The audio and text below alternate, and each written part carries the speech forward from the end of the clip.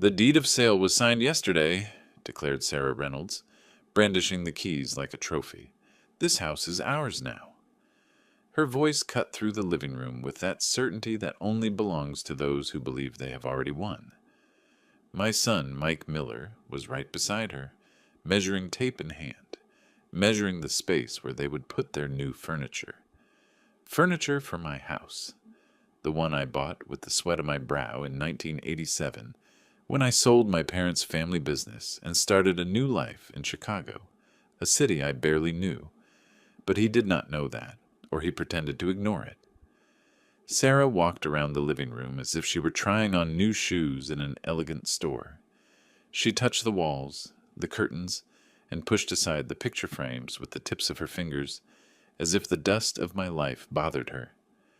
"We are going to put the gray sofa I saw at Macy's right here," she said, "and a modern floor lamp over there. All of this has to change, Mike. It looks like the 1980s. She looked at me out of the corner of her eye with that thin smile she used when she wanted to hurt me, without raising her voice. "Mr. Robert, you could start packing your things. The movers are coming on Monday.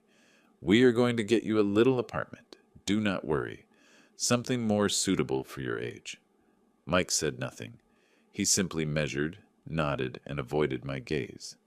My son, the boy I carried in my arms up these very stairs when he had a fever, the one who cried on my shoulder when his mother died. Now he was holding a measuring tape, measuring the space where I no longer belonged. I swallowed hard. I would not cry in front of her. I would not give her that pleasure. Sarah took out her cell phone and started taking pictures. "It is for the interior designer," she explained. "We want it to be flawless. A house like this deserves a complete renovation." She stopped in front of the large window, the one overlooking City Park, the one I have cleaned every Saturday for 28 years. "I'm going to put large plants here," she said, "the kind you see in magazines, and maybe change the windows. They are too old." I felt a knot in my throat, but I did not move. I was sitting in the exact same spot where my wife read the newspaper every morning, where my daughter Rachel did her homework before going to college up north, where I fixed things, where I cried, where I prayed. Sarah wanted to erase it all. She wanted to turn my history into a catalog photo. Mike rolled up his measuring tape and walked over to his wife. "Do you think we should change the floors too?" Sarah asked. He nodded. "Of course. This tile is all scratched up. We're going to put down light gray porcelain tile. Modern, clean." I looked at the scratches on the floor. Each one had a story. This one was from when Mike dragged his new bicycle inside. That one was from when the pot with the Christmas turkey fell over. Sarah wanted to cover my memories with white porcelain. "And does Mr. Robert have family he can stay with?" Sarah asked without looking at me. "Because we do not want it to be uncomfortable for anyone. Mike and I need our space. We are a young family. We need privacy." A young family, as if I were an old piece of furniture getting in the way of her modern decoration, as if, at 65 years old, I had become invisible, disposable. Mike finally looked at me. "Dad, it is better this way. The house is too big for you alone. You always complain about the stairs. And Sarah is right. We need our space. Besides, everything is already settled. The deed of sale is signed. It is legal."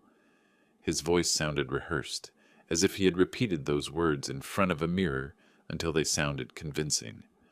But I knew my son. I knew that way he blinked when he lied, that almost invisible tremble in his jaw. Sarah started walking around the living room again, marking the spots where the furniture would go with masking tape. She was talking to herself, or maybe to Mike, I do not know. I stopped listening to her. My eyes locked onto the shelf where I kept the photos. My wedding, Mike's first day of school, Rachel at her graduation, my wife and I standing in front of the business the day we sold it. All those photos would end up in a box, in some tiny room that Sarah deemed appropriate for me. That was when the doorbell rang. A long, insistent sound. Sarah frowned. Who could that be now? She muttered impatiently. Mike went to the door. I did not move. I simply waited.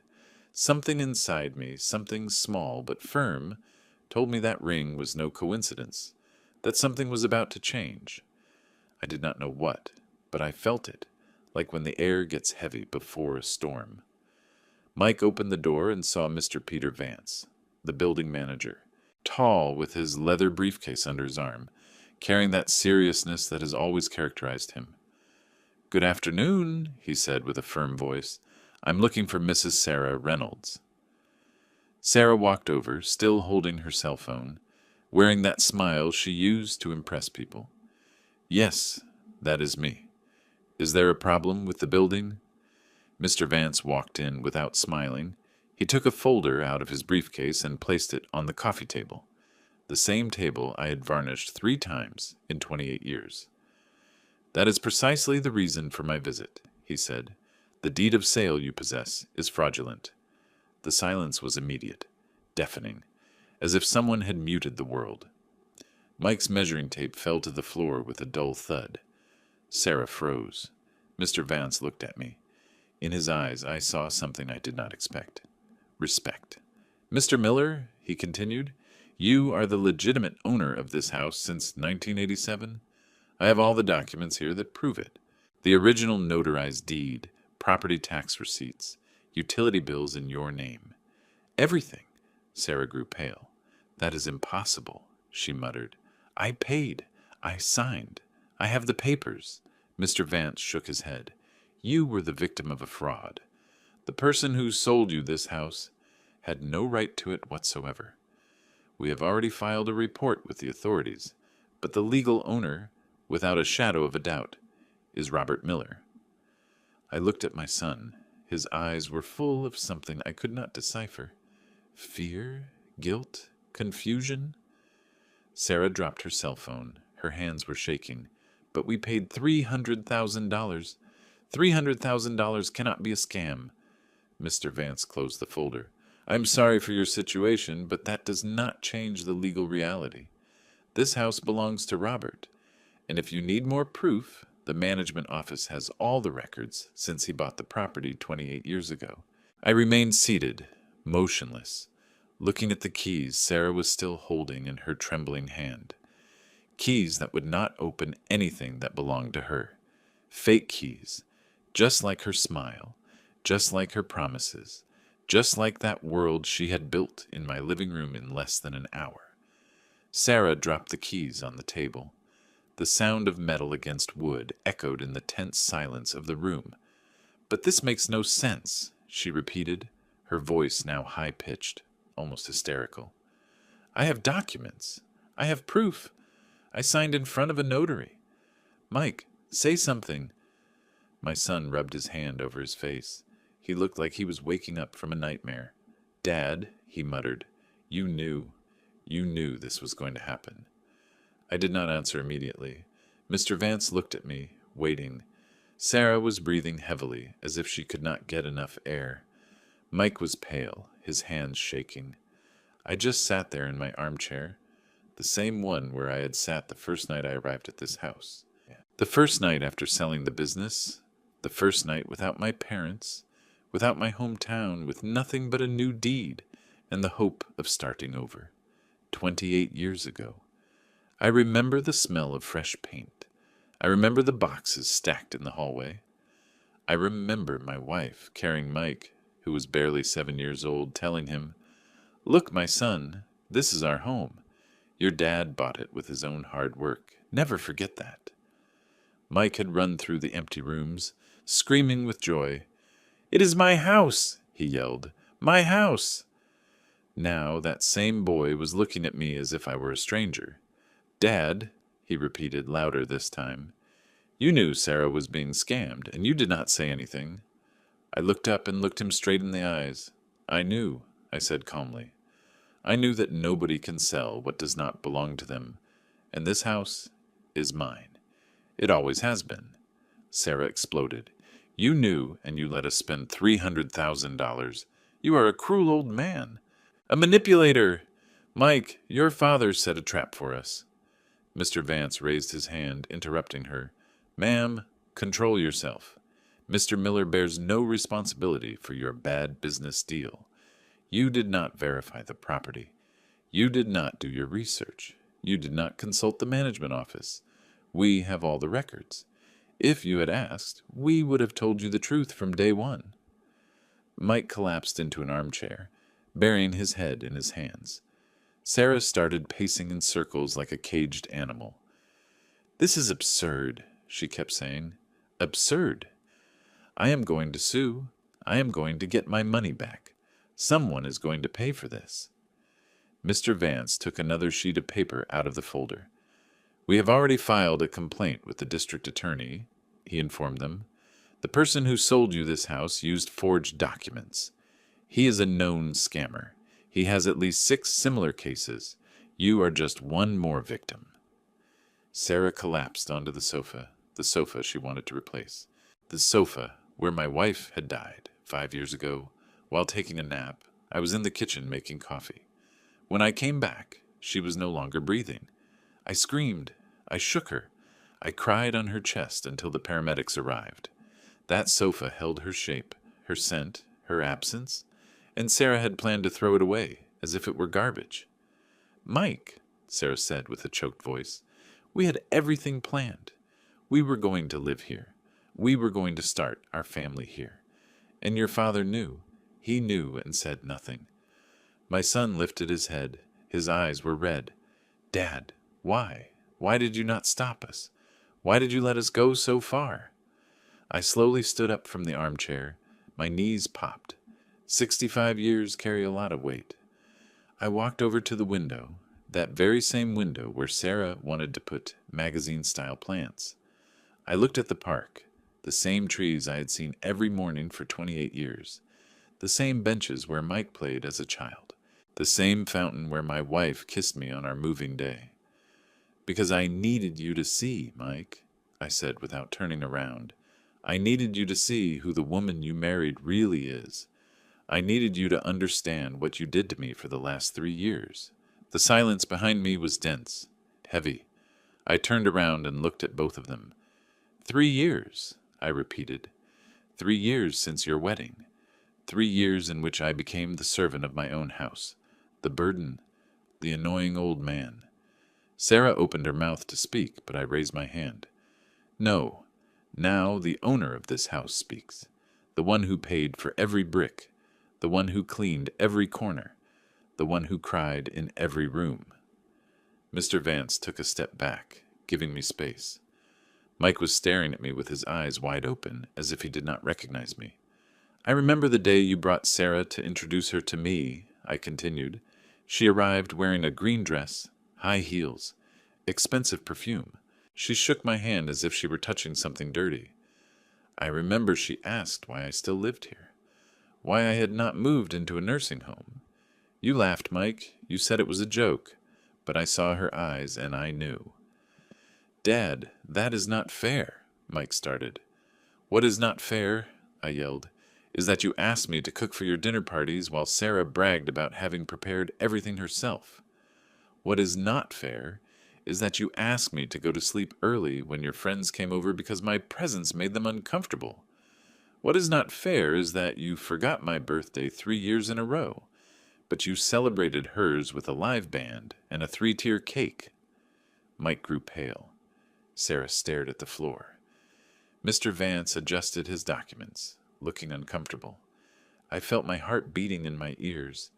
28 years of silence were breaking. 28 years of swallowing humiliations, pretending it did not hurt, being invisible in my own home.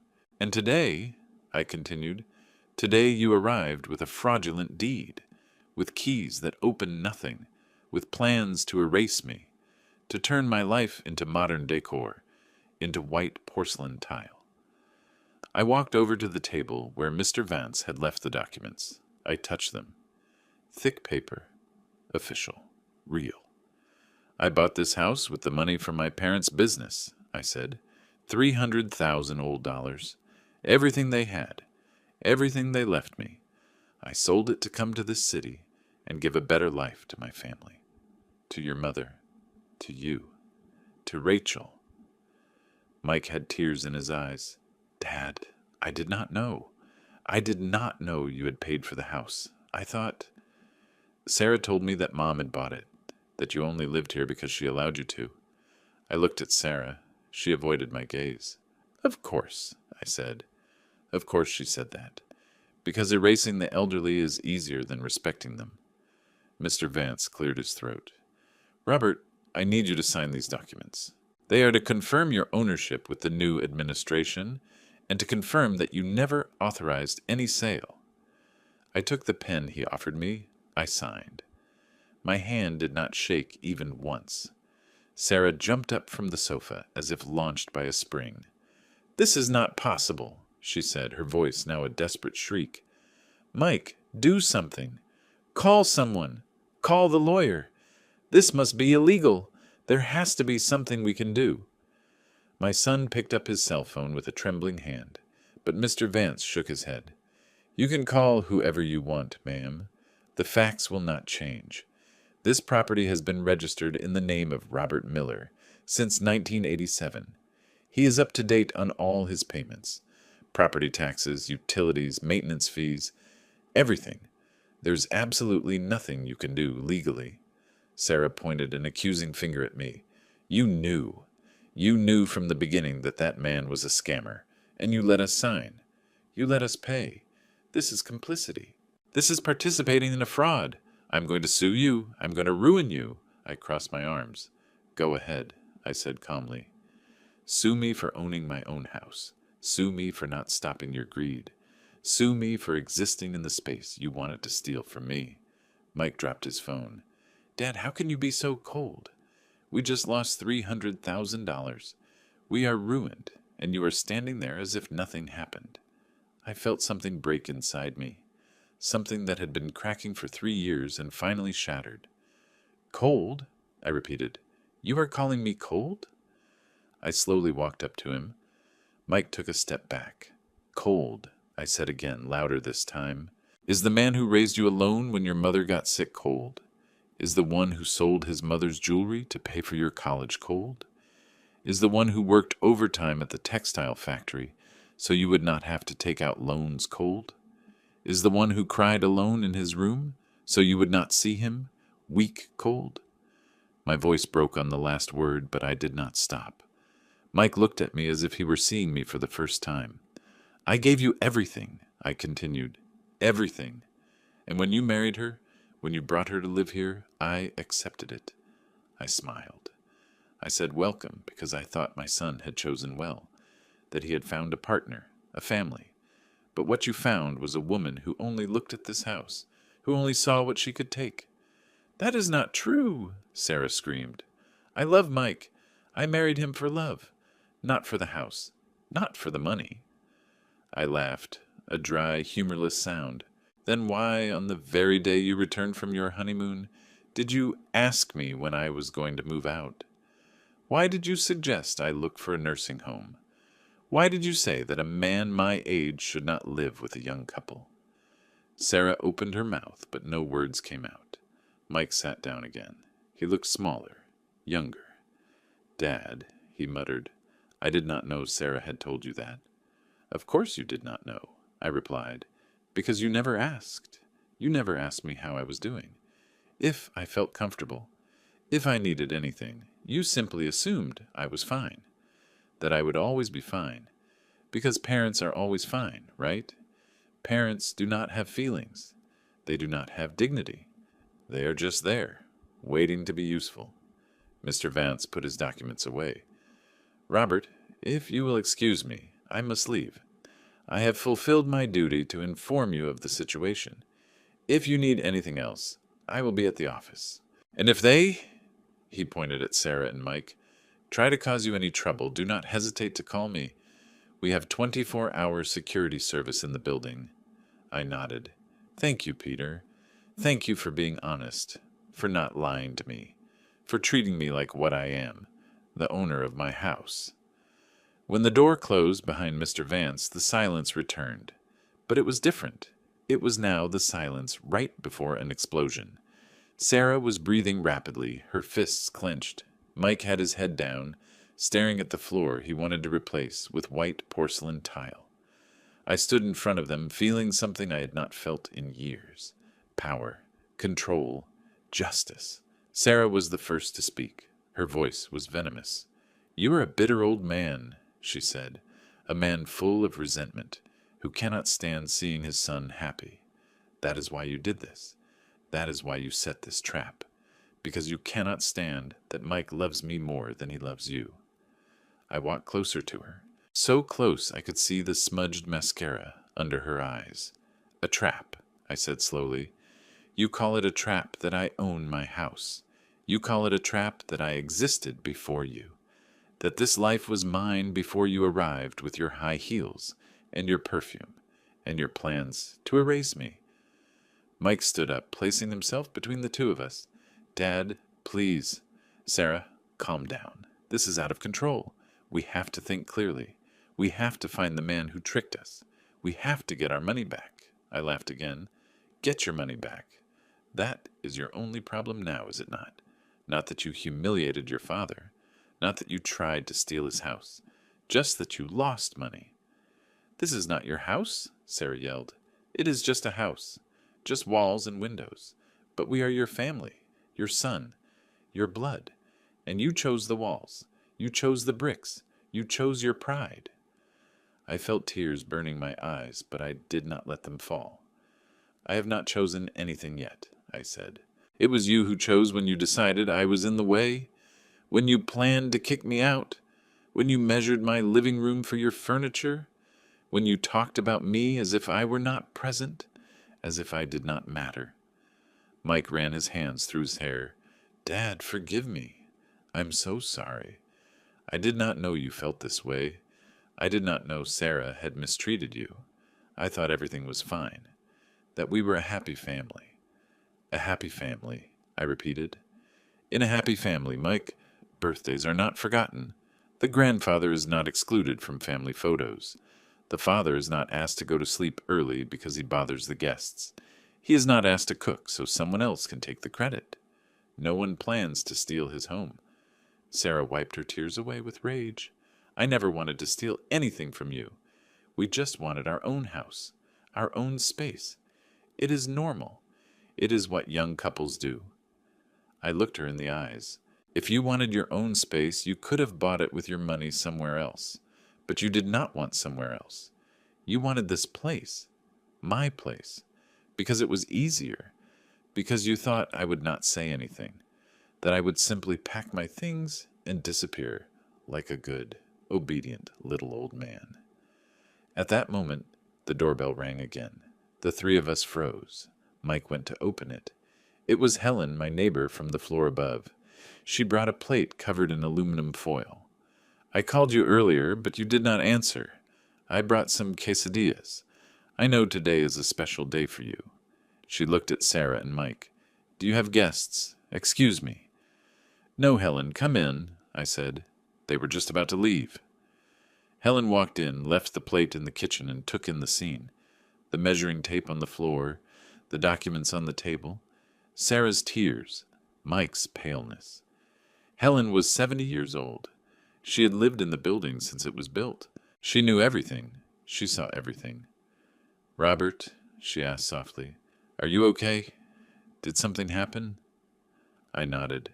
"Yes, Helen, something happened. The truth arrived." Helen looked harshly at Sarah. "Ah, I understand now. They already told you the deed of sale was fake, right?" Sarah and Mike looked at her, shocked. "You knew?" Mike asked. Helen nodded. "The whole building knew, son. Peter warned us 2 weeks ago that someone was trying to sell apartments they did not own. Your dad asked us not to say anything. He wanted to see how far you would go. And here we are." Mike looked at me in disbelief. "You told the neighbors not to talk? You orchestrated all of this?" "Orchestrate," I said, "is a very big word. I simply did not stop your fall. The difference is important." Helen left her purse on the kitchen table and crossed her arms. "Robert did not orchestrate anything," she said with a firm voice. "He only protected himself. When Peter told us there was a scammer selling fake properties in the building, your dad asked us that if anyone asked about him or about this house, we tell the truth. Nothing but the truth. Sarah pointed a shaking finger at her. But no one told us anything. No one warned us. Helen looked at her coldly. Because nobody asked, ma'am. You never went to the management office. You never checked with the manager. You never knocked on a single door to confirm who the real owner was. You simply believed a stranger and paid $300,000 without verifying a thing. Mike collapsed into an armchair, his head in his hands. $300,000, he muttered. All my savings? Everything? Helen clicked her tongue. You should have asked first, son. I have known your father since he arrived at this building. 28 years. I saw him arrive with his boxes, a widower with little children. I saw him work overtime at the factory. I saw him cry when your mom died. I saw him raise you. And now you come here with this woman and want to throw him out of his own house? What kind of son does that? Sarah stood up. Enough. We are not going to stay here to be judged by an old gossip. Mike, let's go. We are going to talk to a lawyer. This is not going to end here. Helen replied, Go to all the lawyers you want. Robert's documents are legal. Yours are garbage. End of story. Sarah grabbed her purse furiously and headed for the door. Mike stood up slowly, looking at me. Dad, he muttered, I need time to digest all of this, to understand. I do not know what to say right now. You do not need to say anything, I replied.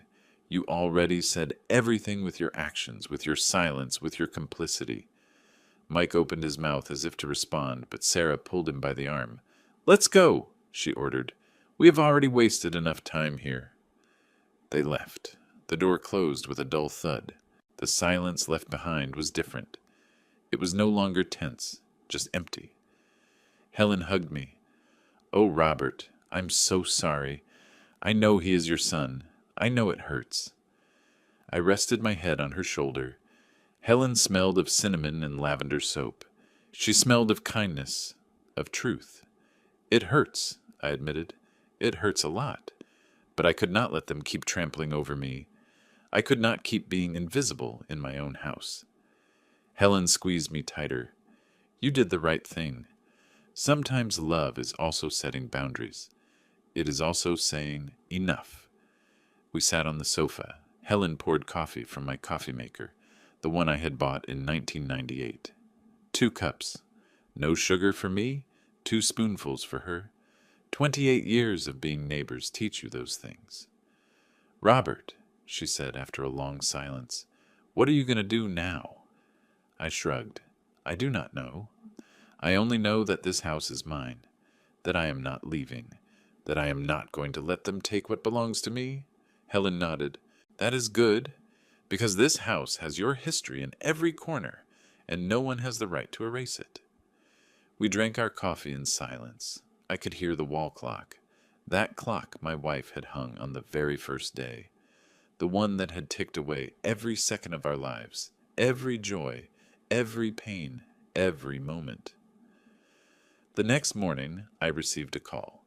It was Ms. Henderson, the lawyer for the building management. Robert, I need you to come to my office. There are documents you must sign, and there is something else you need to know.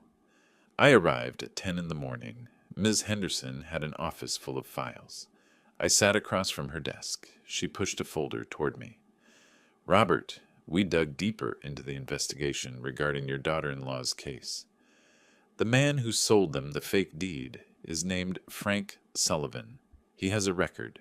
He has scammed at least 15 families in the last 2 years, always using the same method. He forges deeds for properties occupied by elderly people. He tells the naive buyers that the original owners are moving or have already passed away. I felt a chill. So Sarah is not the only victim. The lawyer shook her head. No, but your case is different because you're here. You're alive. You have all your documents in order. In other cases, some properties actually did belong to deceased individuals, and the families did not have clear paperwork. There were long lawsuits, evictions. It was terrible. I opened the folder. There were photos of Frank Sullivan, a man in his 40s, well-dressed, friendly smile. The kind of person you would trust. Ms. Henderson continued. The police already have an arrest warrant, but he fled, probably out of the country. The money your daughter-in-law paid, those $300,000, probably no longer exists. It was transferred to overseas accounts. It is gone. I closed the folder. So Sarah lost everything. The lawyer nodded. I'm afraid so. Legally, you bear no responsibility. You were not obligated to warn them. You did not participate in the fraud. Your only fault, if it can even be called a fault, is not preventing something that was not your responsibility to prevent. I left Ms. Henderson's office with a weight on my chest. $300,000, all of my son's savings, lost to greed, to recklessness, to wanting something that did not belong to them, but also lost to my silence, to my decision not to warn them, to letting them fall. I walked through the park across from the building, the same trees, the same benches. I sat where I used to sit with my wife. I closed my eyes. Did I do the right thing? I asked aloud. A part of me said yes. Another part whispered doubts. That evening, while making dinner, I found something. I was putting away plates when I saw a box at the back of the cabinet. A wooden box I had not opened in years. I carefully took it out. Inside were letters. Letters from my wife. She had written them during the months before she died, when she knew the cancer was winning, when she knew she would leave me alone. I picked one at random. It was dated 3 months before her death. My dear Robert, the letter began in her slanted handwriting. If you are reading this, it is because I am no longer with you. Forgive me for leaving you. Forgive me for not being able to accompany you any more. But you need to know something important. This house is your fortress. You bought it. You paid for it with your parents' money, with your sacrifice. Never let anyone tell you otherwise. Never let them take it from you. And if one day our children forget what you did for them, remind them, not with anger, but with the truth. The truth always prevails, my love. Tears fell onto the paper, smudging the old ink. My wife knew. She knew that one day I would need to remember, that I would need strength. I kept reading. Robert, I know you are strong, stronger than you realize. You raised our children practically alone while I was sick. You worked to the point of exhaustion. You never complained. That strength does not leave you when I die. It stays there. Use it. Protect yourself. Because people forget. Even children forget. Not out of malice, but out of distraction, out of selfishness, out of their own lives. Your job is to remind them who you are. Not with sweet words, but with clear boundaries. I carefully folded the letter. My wife had left me more than memories. She had left me permission. Permission to be strong, to defend myself, to not disappear. I opened another letter. This one was shorter. Robert, if anyone tries to take the house from you, fight. It does not matter who it is. It does not matter if it is family. The house is not just bricks. It is your dignity. It is your history. It is proof that you exist, that you worked, that you loved. Never surrender it. I put the letters back in the box and placed them on my nightstand, where I could see them every morning, every night, where they would remind me why I had done what I did, why I had let Mike and Sarah fall into the trap, not out of cruelty, but out of necessity, out of survival, out of justice. The next day, Mike showed up alone. He rang the doorbell at noon. I opened the door and found him looking haggard. Deep dark circles, a several-day beard, wrinkled clothes. "Dad," he said in a hoarse voice, "can I come in for a moment? I will not stay long. I just need to talk to you." I let him in. I did not offer coffee. I did not offer a seat. I simply waited, standing in the middle of the living room. Mike walked over to the window, the same window where Sarah had planned to put her magazine plants. "Sarah left," he said without looking at me. "She went back to her mom's. She said she cannot see me right now, that this is all my fault, because I did not verify the property, because I trusted the seller, because I did not ask you." I waited. I said nothing. Mike turned toward me. "You were right, Dad, about everything. Sarah only wanted the house. She never respected you. And I was a coward, an idiot, a bad son. His voice broke. Mike collapsed onto the sofa, the same sofa where his mother had died, where I had cried, where we had been a family before Sarah arrived to redecorate everything. I lost everything, Dad, he muttered. Everything.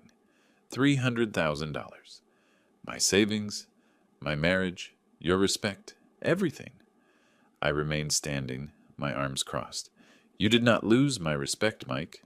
You gave it away. There is a difference. He looked up. His eyes were red, swollen. He had the look of a lost child, of the child he used to be, of the child I raised alone after his mother got sick. Dad, I do not know how it happened, he said. I do not know at what point I stopped seeing you, stopped listening to you. Sarah had a way of talking, of convincing me. She said you were old-fashioned, that you did not understand how modern relationships work, that in-laws should give young couples space. And I believed her. My God, I believed it all. I sat across from him but kept my distance. Modern relationships, I repeated. Is that what they call a lack of respect nowadays? Forgetting where you come from and who raised you? Mike ran his hands over his face. I remember, Dad. I remember everything. How you worked overtime at the factory. How you would come home so tired you could barely walk, but you still made dinner. How you sold Mom's jewelry to pay for my studies. How you cried when I graduated. I remember it all. But Sarah had a way of making all of that seem insignificant, as if it were your obligation, as if there were no reason to thank you for doing what parents do. What parents do, I said slowly. Parents have no obligation to sacrifice everything, Mike. It was my decision, my love, my choice. But love must be reciprocal. There must be respect, and you let her treat me like a servant, like a burden, like something that needed to be eliminated. Mike nodded, his head bowed. I know, and I hate myself for it. Every time Sarah spoke ill of you, I knew it was wrong. But I did not say anything because I wanted peace, because I wanted my marriage to work, because I was a coward. There was a long silence. I could hear the traffic on the street, the distant bark of a dog, the tick-tock of the clock Mike's mother had hung so many years ago. Mike, I finally said, when was the last time you asked me how I was doing? Not out of politeness, but truly. When was the last time you sat with me and we just talked like we used to? He looked at me with tear-filled eyes. I do not know, Dad. I do not remember. And it kills me. I stood up, touching the shelf where the family photos sat. My wedding photo, baby Mike, Rachel at her graduation, all of us together before the cancer arrived, before death visited us, before Sarah existed in our lives. This house has a memory, Mike, I said. Every corner, every wall. And I also have a memory. I cannot forget how you both treated me, how you planned to kick me out, how you measured my living room for your furniture while I was sitting right there, invisible. Mike stood up and walked toward me. Dad, I know I do not deserve your forgiveness. I know what we did is unforgivable. But I need you to know that I never wanted to hurt you. I never wanted to make you feel invisible. I was just blinded. I was an idiot in love who did not see past what his wife said. I stopped him with a gesture. Love does not blind you, Mike. Love makes you see better. What you had was not love. It was obsession. It was the fear of being alone. It was weakness. His shoulders shook. He began to cry. A deep weeping that came from his chest, just like when he was a boy and fell down. Just like when his mother died and he cried in my arms for hours. Dad, forgive me, he begged between sobs. Please, I do not know how to fix this. I do not know how to earn your trust back. But I will do whatever it takes, anything you ask. Do not turn your back on me. Do not abandon me. I felt my own heart breaking, because despite my anger, despite my wound, he was still my son. He was still the baby I carried, the boy I protected, the man I raised alone. But I also knew that forgiveness could not come easily. That if I forgave him now, without consequences, without a lesson learned, I would only be teaching him that he could hurt me and come back whenever it was convenient for him. "Mike," I said with a firm voice, "I need time. I need space. I need to digest everything that happened. You cannot come here to cry and expect everything to go back to the way it was, because it will never go back to the way it was. Something broke, and broken things are never the same again, even if you glue them back together." Mike wiped his tears with the back of his hand. "I understand," he muttered. "I understand. I just wanted you to know that I am sorry, that I regret it. I would give anything to turn back time and do things differently." He walked toward the door slowly, as if every step hurt. Before walking out, he turned around one last time. "Dad, this house is full of your memories. Of Mom. Of us. Sarah was right about one thing. It is not just a house. It is your life. And I tried to take it from you. I do not know if you will ever be able to forgive me for that." He left. The door closed softly. I stood in the middle of the living room, surrounded by silence and memories. I walked to my bedroom. I opened my nightstand drawer. I took out the box with my wife's letters. I read them one after another. They all said the same thing in different ways. Be strong, protect yourself, do not let them erase you. You are more than what they see. You are everything. That night, I could not sleep. I stared at the ceiling, thinking about everything that had happened, about how I had reached this point, about how my own family had tried to displace me, about how I had to defend myself against my own son. I thought about Rachel, my daughter, who lived up north, who called once a month, who sent postcards, who had her own life. Rachel knew nothing of this, and I was glad, because Rachel had always respected me. She had always valued me. She had always seen me. At 3 a.m, I got up. I went to the kitchen. I made some chamomile tea. I sat by the window. The city slept. The lights flickered in the distance. I thought about all the nights I had spent like this, alone, awake, thinking, worrying, planning, surviving. 65 years, an entire lifetime, and I still had to fight for my place in the world. The next day, I called Ms. Henderson. "I need to change my will," I told her. "I need to make sure this house is protected, that no one can take it from me, that when I die, it goes to whoever I decide, and not to whoever presumes it belongs to them." Ms. Henderson gave me an appointment for that very afternoon. We sat in her office. She pulled out forms, legal documents. "Robert," she asked me, "are you sure who you want to leave the property to?" "To Rachel, to my daughter Rachel. And if she does not want it, it should be sold and the money donated to a shelter for elderly victims of family abuse." The lawyer raised her eyebrows. "That is a strong decision," she said. "Are you sure?" "Completely sure," I replied. "My son had his chance. He had years of chances. And he chose a woman who only saw this house as loot. He chose silence over my dignity. Now I am making my choice." I signed the documents, every page, every line, with a steady hand, without hesitation. The lawyer put them in a brown envelope. "It is registered," she said. "No one can change this without your authorization, and if anything happens to you, the will is executed automatically." I left the office feeling something strange, something that felt like peace, but also sadness, because protecting myself meant pulling away. It meant building walls where there used to be doors. It meant accepting that my family was not what I thought, that love was not unconditional, that even children could forget, could betray, could hurt. 3 weeks passed. Mike called every 2 days. I did not answer. I let the calls go to voicemail. I listened to those messages later. "Dad, please. Dad, I need to talk to you. Dad, I miss you. Dad, forgive me." His voice growing more broken, more desperate each time. But I was not ready. Not yet. Helen visited me every afternoon. She brought food, company, normalcy. "Robert," she told me, "I know it hurts, But you did the right thing.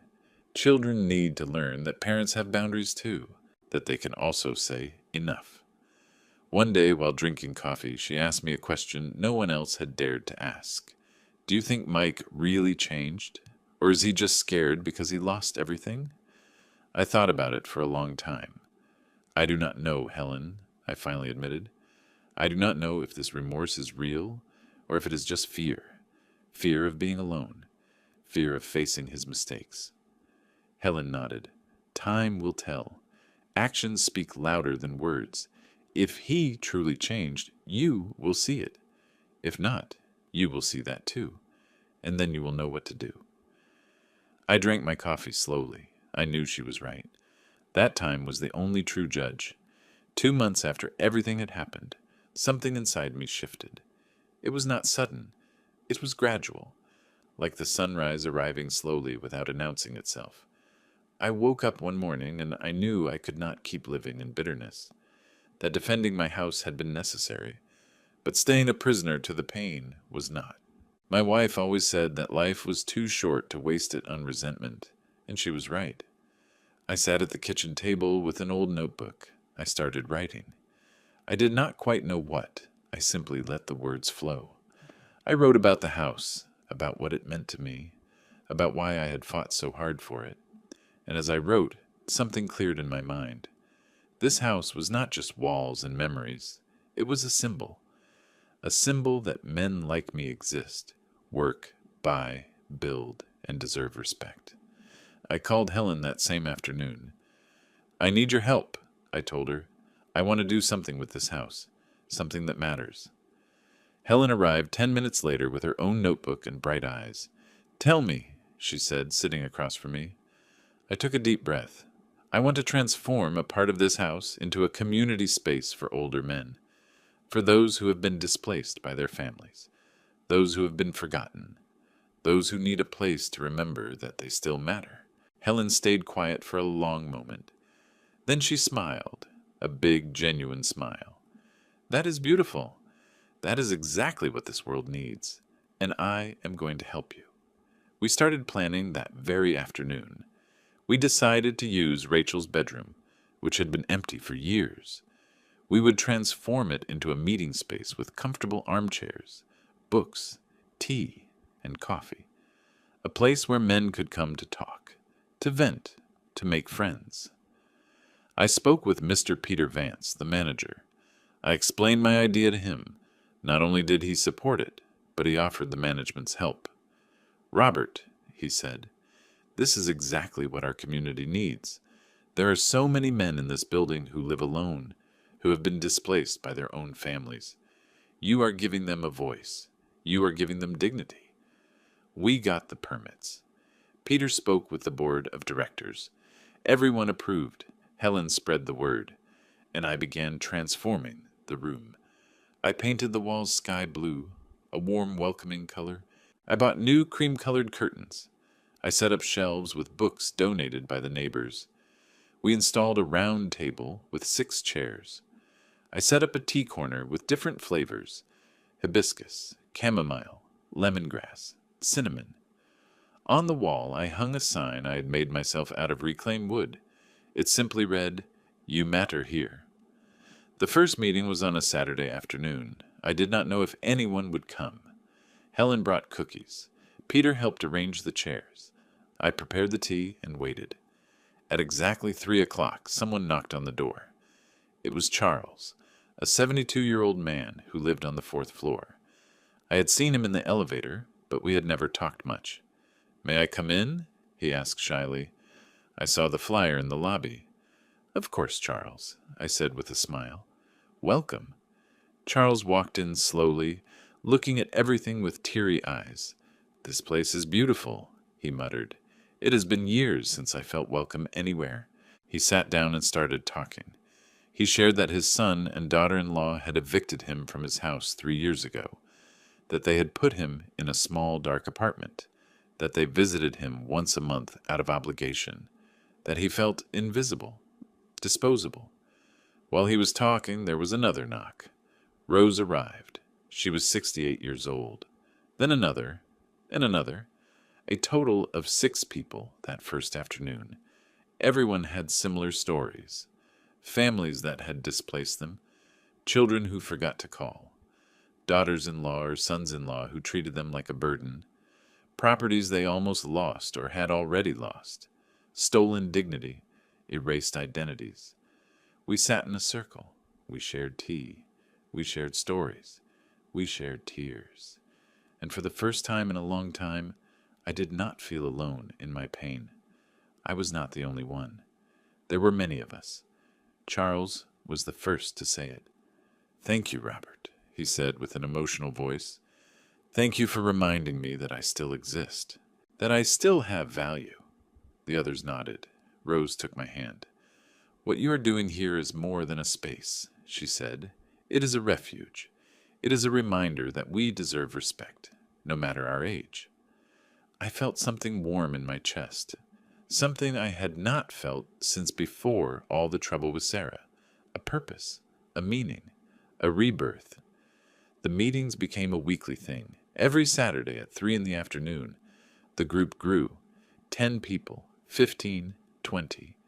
We had to ask for more chairs. Peter secured donations from a furniture store. Helen started bringing sweetbread every week. I prepared different teas. I learned new recipes. The space filled with life, with voices, with laughter, with healing. One afternoon, while I was cleaning up after a meeting, Charles stayed behind to help me. "Robert," he asked me while drying the mugs, "does your son know what you're doing here?" I shook my head. "No. Mike keeps calling, but I do not answer. I am still not ready." Charles nodded. "I understand, but one day you are going to have to decide whether to forgive him or not. Resentment is heavy. It is heavier than any house." I knew he was right. The resentment was heavy. Every day I did not answer Mike's calls. I felt that weight. But I also felt that forgiving too soon would be betraying myself. It would be telling him he could hurt me without consequences. "I do not know how to forgive that, Charles," I admitted. "I do not know how to look at my son without seeing the betrayal, without remembering how they planned to kick me out, how they measured me as if I were a piece of old furniture to be replaced." Charles put the dish towel on the table and took my hands. "Forgiveness does not mean forgetting, Robert. It means letting go. Stop carrying the weight of what they did to you. You can forgive and still set boundaries. You can forgive and never be the same with him again. Forgiveness is for you, not for him." Those words echoed in my head for days. A Wednesday afternoon, 3 months after everything, Mike reappeared. This time he did not knock on the door. He was sitting in the hallway in front of my door when I returned from the grocery store. "Dad," he said, standing up quickly, "please, just listen to me for 5 minutes. That is all I ask." I looked at the grocery bags in my hands. I looked at his haggard face, thinner. I looked at his eyes, which no longer held that arrogance from before. Just exhaustion, just pain. "All right," I finally said. 5 minutes." I opened the door. We walked in. Mike looked around. He saw the chairs in Rachel's room. He saw the books, the sign, the mugs on the table. "What is this?" he asked. "My new project," I replied. "A space for older men and women who have been displaced by their families. For people like me." Mike stared at the sign. "You matter here." His eyes filled with tears. "Dad," he started with a trembling voice, "I'm going to therapy twice a week. I needed to understand how I became so blind, how I could hurt you like that. And I have learned things. I learned that I was a terrible son, that I prioritized my wife over you without asking myself if it was fair, that I let myself be manipulated because it was easier than facing the truth." He sat down on the sofa, that sofa full of history. "Sarah and I got divorced," he continued. "We signed the papers last week. She never came back after that day. She just sent a lawyer. She kept the car. I kept the debt, the $300,000 lost." I did not know what to say. A part of me felt satisfaction, another part compassion. Mike did not look at me. He just kept talking. "I live in a small apartment. I work overtime to pay what we owe, or rather, what I owe. Everything is in my name. And do you know what the worst part is, Dad? The worst part is not the money. It is knowing that I lost you over it, that I traded my father for a woman who only wanted things, who only wanted status, who never truly loved me. That is where you are wrong, I finally said. The worst part is not that you lost me. The worst part is that you were willing to lose me. That is the difference. Mike looked up. You are right, he muttered. And I do not know if you will ever forgive me, but I want you to know that I am trying to be better, to be the son you deserve to have, to be the man Mom wanted me to be. He showed me something on his cell phone, a photo. It was him at a community kitchen serving food.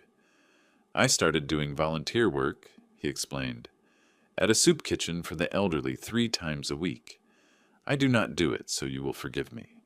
I do it because I need to understand. I need to see the elderly as complete human beings, not as burdens like I saw you. I sat across from him. The 5 minutes had already passed, but I did not stop him. Mike, I said slowly, I appreciate that you are trying to change, but change is not proven in weeks. It is proven in years, in consistent actions. I cannot forgive you yet. Not because I do not want to, but because I need to see that this change is real. That it is not just fear of being alone. That it is not just fleeting guilt. He nodded. I understand, Dad. And I am not going to pressure you. I just wanted you to know that I have not given up. That I am going to keep trying to be better. And when you are ready, if one day you are ready, I will be there. He stood up to leave. Before he reached the door, I stopped him.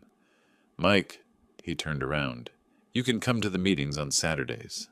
Not as my son, as a volunteer. We can use help serving tea, moving chairs, listening, but on one condition. None of these people must know you are my son. You are just Mike, a volunteer, nothing more. His eyes lit up. Really, Dad? Really? I nodded, but on one condition.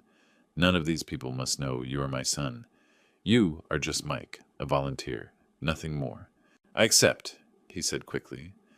I accept any condition. I just want to help. I want to learn. The first Saturday, Mike came as a volunteer. He arrived 30 minutes early. He knocked softly on the door. He brought a box of fresh cookies. I made them myself, he said shyly. I do not know if they are good, but I wanted to contribute. I tried one. They were good. Not perfect, but made with effort, with intention. They are fine, I said. You can put them on the table. When people started arriving, Mike welcomed them with a politeness I had not seen in him for years. Good afternoon, Mr. Charles, he would say. Allow me to help you with your cane. Please sit wherever you feel most comfortable. May I offer you some tea? The men looked at him surprised. A polite, attentive young man, something rare these days. Helen looked at me, raising an eyebrow. Who is that? She whispered. A volunteer, I replied. That is all. During the meeting, Mike sat in a chair at the back. He did not speak. He only listened. He listened to Rose tell how her daughter had put her in a nursing home without consulting her. He listened to Charles talk about how his son had sold his tools without permission. He listened to another man, Anthony, share how his family had forgotten his birthday for the 3rd consecutive year.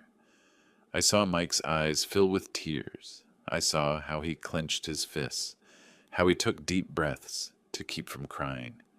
At the end of the meeting, he helped wash the mugs, put away the chairs, and sweep the floor. He worked in silence, his head bowed. When everyone had left, he stood in the middle of the room. Dad, he said with a choked voice, I did that. I was that son. The one who forgets, who displaces, who treats his father as if he were invisible. I nodded. Yes, Mike, you were, but now you know. And knowing is the first step to changing. Weeks passed. Mike came every Saturday without fail, rain or shine. He arrived early. He left late. The people began to appreciate him. Ah, Mike, Charles would say, you're such an attentive young man. Your mother must be very proud of you. Mike would look at me out of the corner of his eye. I said nothing. I just smiled. One day, Rose asked him directly, "Mike, do you have family? How is your relationship with your dad?" Mike looked down. "I made terrible mistakes with my dad," he said. "I hurt him deeply, and now I am trying to learn to be better for him, and for all men like him."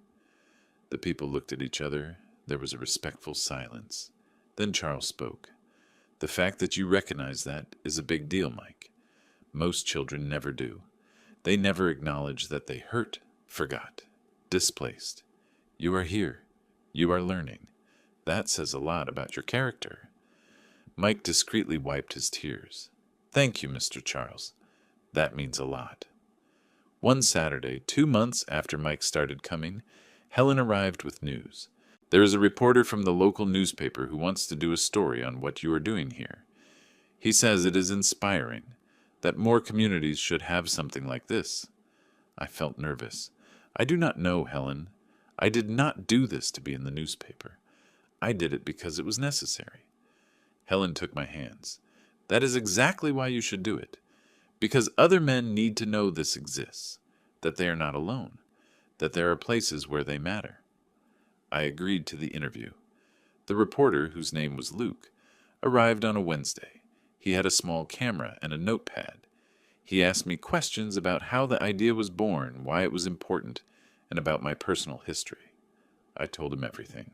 The house, the fraudulent deed, the attempt to displace me, my decision to turn the pain into purpose. Luke wrote quickly, nodding. "Robert," he told me at the end, "your story is going to resonate with thousands of people, especially older men who are going through the same thing. You are giving them a voice." The article came out 2 weeks later. It took up an entire page.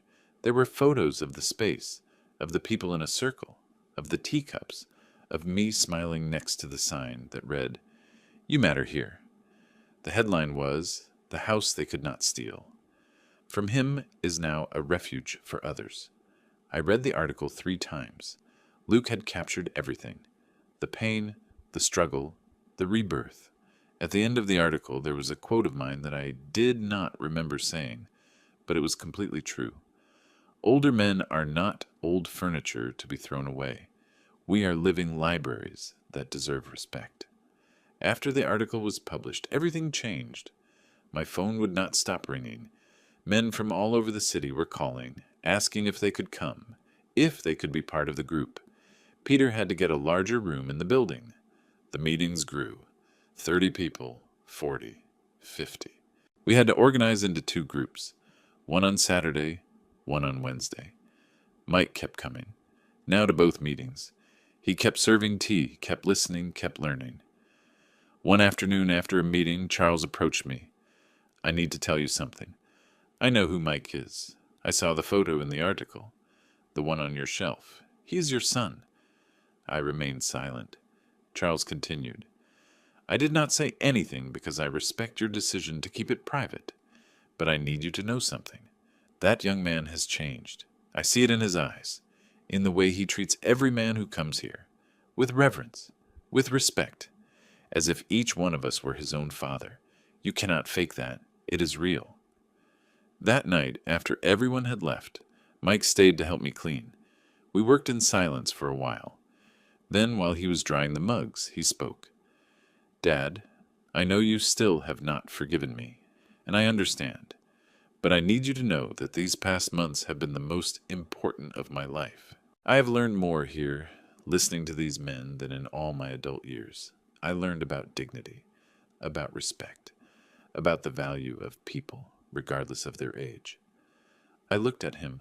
I really saw him. He was no longer the arrogant man who had measured my living room. He was no longer the blind son who had chosen his wife over his father. He was someone different, someone who was growing, someone who was healing. "Mike," I said slowly, "forgiveness does not come all at once. It comes in layers, like paint, one layer at a time. And I think I'm starting to paint you again, to see you again." His eyes filled with tears. "That is more than I deserve, Dad." I shook my head. "It is not more than you deserve. It is exactly what you deserve for doing the work. for showing me with actions, not just with words, that you have changed. We hugged each other for the first time in almost a year. A long, tight hug, full of everything we could not say with words. Pain, forgiveness, hope, love. 3 months later, at a Saturday meeting, something unexpected happened. A new person arrived, younger than the rest, perhaps in her 50s. She walked in with her head down, her eyes red. Helen greeted her and guided her to a chair. When the woman looked up, Mike went pale. It was Sarah. The silence was immediate. Everyone looked back and forth between Mike and Sarah. I stood paralyzed. Sarah's face was haggard, thinner, without makeup, without that arrogance that used to define her. She started with a trembling voice. I saw the article in the newspaper. I read about this place, about what you do here, and I thought maybe I needed to be here too. Charles spoke first. Everyone is welcome here, he said firmly. Your past does not matter. Your mistakes do not matter. This is a space for healing. Sarah nodded. Thank you. I do not know if I have the right to be here, but I lost everything. My marriage, my home, my dignity, and I realized that I was the villain in someone's story, in Mr. Roberts' story. All eyes turned to me. The room was so quiet I could hear my own heart. Sarah looked directly at me. Robert, she said, I do not expect your forgiveness. I do not deserve it, but I need you to know that I understand now. I understand what I did. I understand the pain I caused. And if I could turn back time, I would do everything differently. I stood up, looking at her. This woman who had tried to steal my house, my dignity, my place in the world. This woman who had manipulated my son, who had treated me like a burden, was now standing in front of me, broken, humble, human. Sarah sat in the only empty chair on the other side of the circle. Mike did not move from his spot by the window. The others waited. They waited for my reaction, my word, my decision, because this was my space, my refuge. And now the woman who had tried to destroy me was asking to enter. I took a deep breath. I looked at Charles. He nodded almost imperceptibly, as if giving me permission to feel whatever I needed to feel.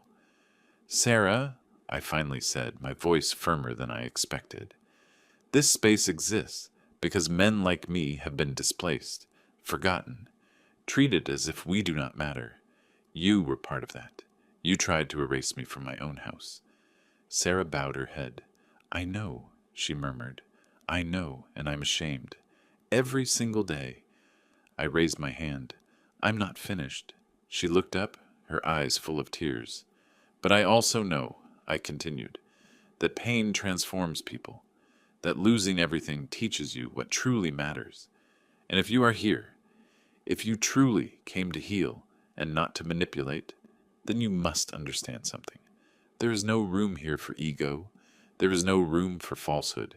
There is only truth, honest pain, and real work to be better. Sarah nodded. I understand. I accept those conditions. I just need a place to learn, to understand what turned me into the person I was. Rose spoke up. We have all been villains at some point in our lives, she said, looking at Sarah. We have all hurt someone. The difference lies in acknowledging it, in working to change. If you come with humility, you're welcome. Sarah wiped her tears. Thank you. Thank you for giving me this opportunity. Mike remained motionless. I could see the tension in his shoulders, the way he clenched his jaw. That afternoon, Sarah simply listened. She did not talk about her story. She did not play the victim. She just listened to the others. She listened to Rose talk about her daughter. She listened to Anthony talk about his family. She listened closely with red eyes nodding from time to time. When the meeting ended, she helped collect the mugs without anyone asking. She worked in silence alongside Mike. They did not speak. They did not even look at each other. They just worked. Before leaving, Sarah approached me. Robert, may I come back next week? I looked into her eyes, searching for falsehood, searching for manipulation. But I only saw exhaustion. I only saw a broken woman trying to find a way back to humanity. You may return, I said, but on one condition. You must be completely honest about everything, about why you did what you did, about who you were, about who you want to be. No half-truths. I accept, she said. I promise. Sarah returned the following Saturday, and the next, and the next. During the first few weeks, she only listened. But in the 5th week, Rose asked her to share. Sarah, she said gently, are you ready to speak, to tell us your story? Sarah looked around the circle. Everyone was waiting. She took a deep breath. All right, she said. I will tell you who I was and how I got here. She began slowly. I grew up in a poor family, she said. My dad abandoned us when I was 8 years old. My mom worked 3 jobs to support us. I grew up seeing how the world treated women without resources, how they ignored them, trampled on them, and I swore to myself that I would not end up like that I would have my own house, my security, my stability. But that desire turned into an obsession, into greed. I stopped seeing people. I only saw what they could give me. The group listened in silence. Sarah continued. When I met Mike, I saw an opportunity. A good man with a father who had a beautiful house. And instead of building my own life, I decided to take his. I decided to displace Robert. I convinced Mike that he was in our way, that we deserved that space. I manipulated. I lied. I turned into the person I hated, into my father. Someone who takes without giving, who uses without thanking. Her voice broke. And when I lost it all, when the deed turned out to be fake, when Mike left me, I thought it was the end, that I had hit rock bottom. But I saw the article about Robert, about this space. And I realized that my punishment was not losing the house. It was realizing that I tried to destroy a man who deserved all my respect. A man who had worked for what belonged to him, who had raised his family alone, who had built something real, while I only wanted to steal something easy. Rose handed her a tissue. Sarah dried her eyes. Now I live in a tiny room. I work cleaning houses. I barely make enough to live. But for the first time in my life, with my own hands, with my own effort, and it hurts. It hurts a lot. But it is honest. It is real. And I need to learn from people like you, people who were displaced and survived, who found purpose after the pain. Charles spoke. The first step is recognizing the damage, Sarah. And you just did that. That takes courage. Now comes the hard work. Staying on this path. Being consistent. Proving to yourself that the change is real. Sarah nodded. I'm ready to do whatever it takes. Helen added something. And you must also forgive yourself someday. Not now, not yet, but someday. Because carrying that guilt forever will not allow you to help anyone, not even yourself. After that meeting, something changed in the group dynamic. Sarah started participating more. She shared what she was learning in therapy, because she had started going as well. She talked about the patterns she had identified in her behavior, about the fear of poverty that had turned her into someone cruel, about the need for external validation that had made her seek status instead of substance. The people listened to her, advised her, gave her perspective. Mike and Sarah finally started talking to each other, short conversations at first, about the tea, about the weather, about the cookies she brought. Nothing deep, but civil, respectful. One day, after a meeting, Sarah approached Mike. Can I talk to you for a moment? She asked. Mike looked at me. I nodded. They went out into the hallway. They talked for 20 minutes. When they returned, both had red eyes, but their expressions were serene. Mike told me later what they had talked about. Sarah asked me for forgiveness, he said. She told me she used me, that she never truly loved me, that she loved the idea of what I represented. Security, stability, a family she never had, and that she was sorry. She was truly sorry for having turned me into someone I was not, someone who betrayed his own father. I asked him how he felt about it. Liberated, he replied. Finally liberated. because now I know that none of that was true love, and that allows me to let go of the idea of what I thought we had. 6 months passed. The group kept growing. Sarah kept coming, kept working, kept being honest. One Saturday after the meeting, she approached me with a proposal. "Robert," she began nervously, "I have been thinking. I work cleaning houses now, and many of the people in the group need help with that.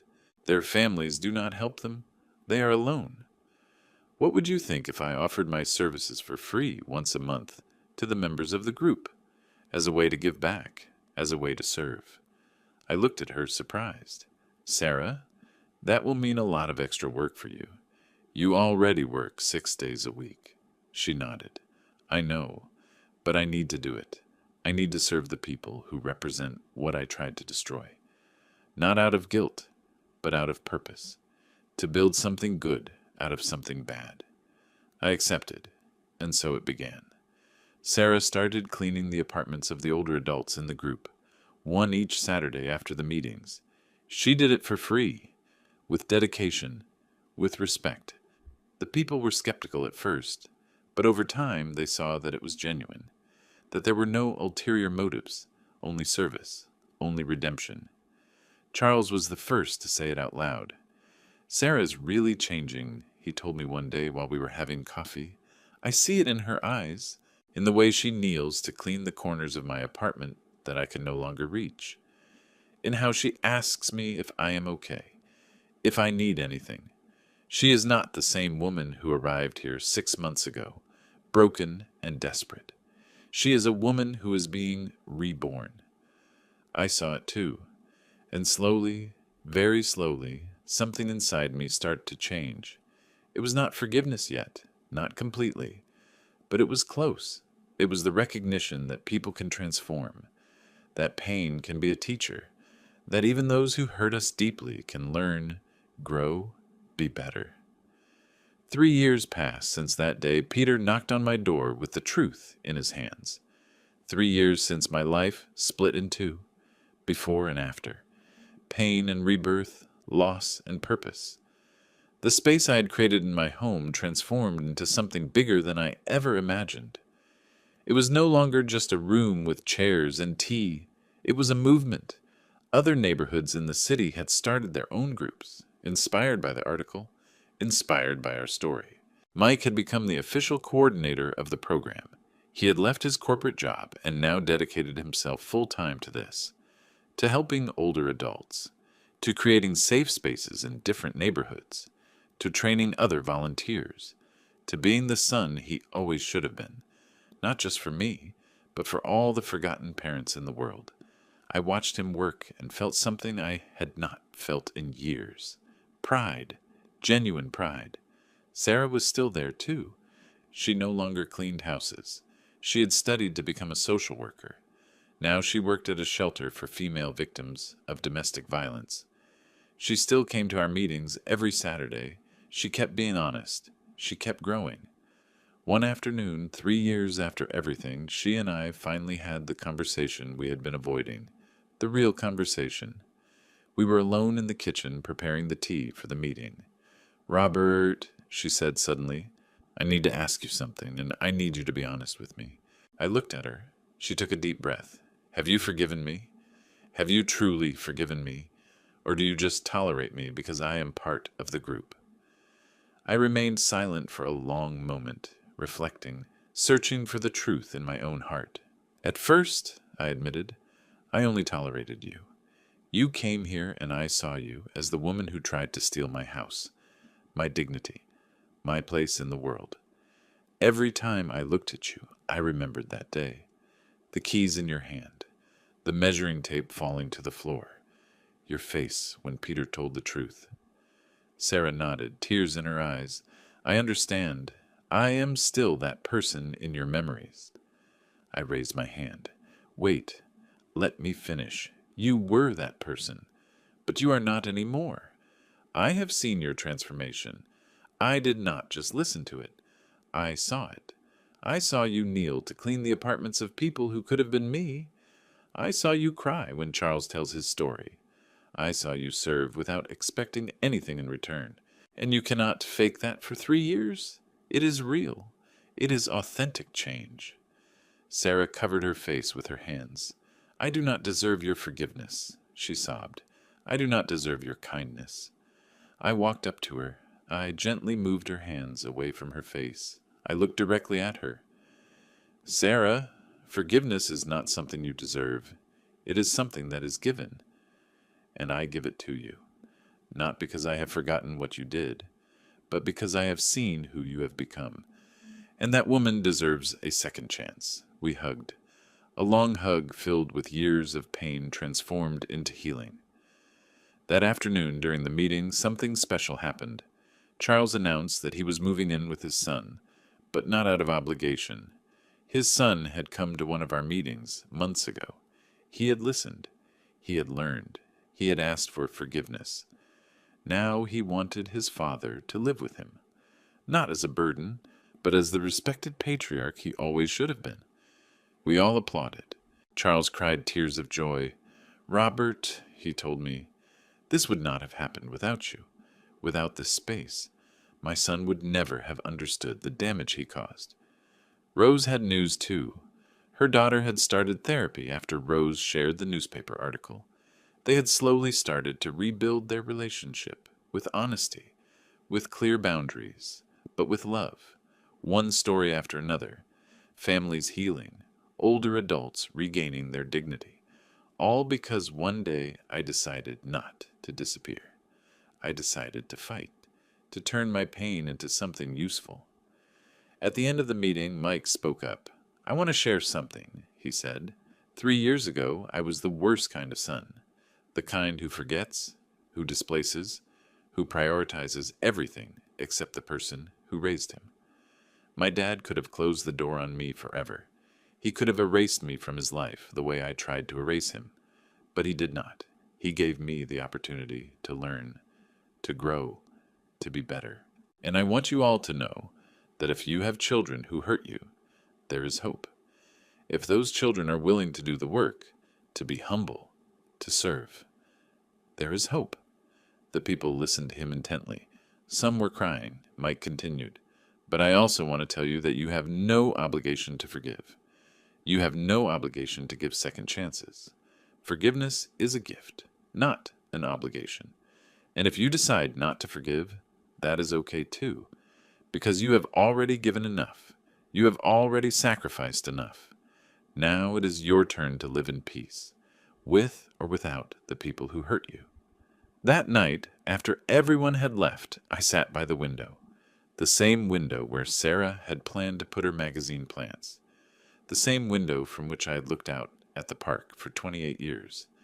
The city shone under the nightlights. Everything was quiet. I thought about my wife, about her letters, about her words. This house is your fortress. She was right. She was always right. I took out one of her letters, the last one she had written, the one I had never been able to read in its entirety because it was too painful. I opened it with a trembling hand. My dear Robert, it read, when you read this, I will be gone, and you will face the world alone. But I want you to know something. You are the strongest man I have ever known, stronger than any storm, stronger than any loss. And if someday someone tries to diminish you, remember this. You are not small. You are immense. You are a library of wisdom, a mountain of strength, an ocean of love. Never let anyone reduce you. Never. Tears rolled down my face. I kept reading. And if you manage to transform your pain into something beautiful, if you manage to take what hurts you and turn it into something that heals other people, then you will have understood the secret of life. A legacy is not a monument. It is the path you leave for others to follow, so that others can find their own strength, their own purpose, their own voice. I folded the letter carefully. I held it close to my heart. My wife had seen my future before I could. She had known I would find the way, that I would transform the pain, that I would leave a map. I stood up and walked through my house, the one I bought with my parents' money, the one I had defended with my truth, the one I had transformed into a refuge. Every corner had a story, but it was no longer just a story of pain. It was a story of rebirth. I walked past the room that was now our meeting space. I saw the empty chairs waiting for the next Saturday. I saw the sign I had made myself. You matter here. Those 3 words had changed so many lives, including mine, because by creating a space where other people mattered, I'd reminded myself that I mattered too, that my life had value, that my story deserved to be told, that my existence was not negotiable. I stepped out onto the balcony. The cool night air caressed my face. I looked at the stars, the same stars my wife and I used to look at together, the same stars that had witnessed my pain, my struggle, my victory. I closed my eyes and whispered, I did it, my love. I took the pain and transformed it into purpose. I took the betrayal and transformed it into a lesson. I took the house they wanted to steal from me and transformed it into a home for hundreds of people. I did it, the wind whispered back, as if she were answering me from some distant place. I opened my eyes. The city kept shining. Life kept moving forward. And I was still there, standing, strong, whole. I was no longer just Robert, the man who almost lost his house. I was Robert, the man who transformed his fortress into a refuge, the man who taught that forgiveness is powerful, but boundaries are too, the man who proved that older adults are not invisible. We are essential. I went inside. I got ready for bed. But first, I wrote something in my journal, something I wanted to remember, something I wanted to leave for Rachel, for Mike, for all the people who would come after. I wrote, Justice does not scream. It arrives, and when it arrives, it transforms everything. It does not just punish, it heals. It does not just destroy, it rebuilds. And the greatest legacy we can leave is not a property. It is a map toward dignity, toward respect, to remind ourselves that we always matter. Always. I closed the journal. I turned off the light. I lay down in my bed, in my house, in my fortress. And for the first time in years, I slept deeply, without fear, without pain, just peace, a conquered peace, a deserved peace, an eternal peace. Epilogue. 5 years later. Rachel returned from up north, not to visit me, but to stay. She had left her job there and wanted to be close to her father. When I told her everything that had happened, she cried in my arms. Dad, forgive me for not being here when you needed me, she said. You were building your life, I replied. That is what we parents want, for our children to fly. Rachel joined the project. With her background in management, she helped expand the program to 20 neighborhoods in Chicago. Mike and she work together now, brother and sister again. Sarah got married, not to Mike, but to Anthony, one of the men from the group, a 60-year-old widower who had lost his wife and had been abandoned by his children. They found each other in their pain. They healed together. They built something new together. At her wedding, Sarah asked me to walk her down the aisle. My father abandoned me, she said, but you taught me what a real father means. Someone who sets boundaries, who tells the truth, but who also gives second chances. I cried that day. I cried tears of joy. Mike also remarried, to a teacher named Patricia, whom he met at one of the community soup kitchens. She loved him for who he was, not for what he had, and he loved her with maturity, with respect, with everything he had learned. They asked me if I wanted to live with them. I said no. This house is my fortress, I explained, and as long as I can take care of it, I am staying here. But knowing that I can count on you, that I am not alone, that is enough. The program grew so much that the government of Illinois adopted it as a state model. You Matter Here became public policy. Now there are over 100 spaces across the state. They invited me to speak at the state capitol, at colleges, at international conferences. Me, a simple 68-year-old man speaking about dignity, about boundaries, about a love that refuses to be trampled on. But my favorite place was still my living room. Every Saturday at 3 in the afternoon, with my friends, my chosen family, drinking tea and reminding each other that we matter. One afternoon, Charles, who was now 75 years old, said to me, "Robert, do you know what your true legacy is?" "What?" I asked. "It is not this house. It is not the program. It is not the recognition. It is that you taught us that it is never too late to set boundaries. It is never too late to demand respect. It is never too late to transform pain into purpose. You taught us that growing old does not mean disappearing." That night, in my journal, I wrote the final entry. "Today I turned 68 years old. My house is still mine. My dignity is still intact. My family is healed. Not perfect, but honest. My legacy is planted in hundreds of hearts that learned that they matter. If I could talk to the Robert from 5 years ago, the one who was sitting in his armchair while they measured his living room, I would tell him, hold on, the storm will pass. And on the other side, not only will you find your house, but you will find yourself, stronger, wiser, more complete. Justice arrived, not with screams, but with the truth. And the truth set me free. This house was never just bricks. It was a symbol that I exist, that I matter, that I deserve respect. And now it is more than that. It is a beacon for all those who thought they no longer mattered. Because here, you will always matter.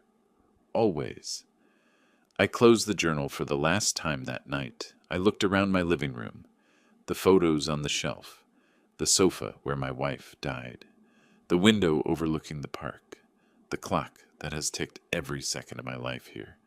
Everything was in its place, including me, and that, finally, was enough.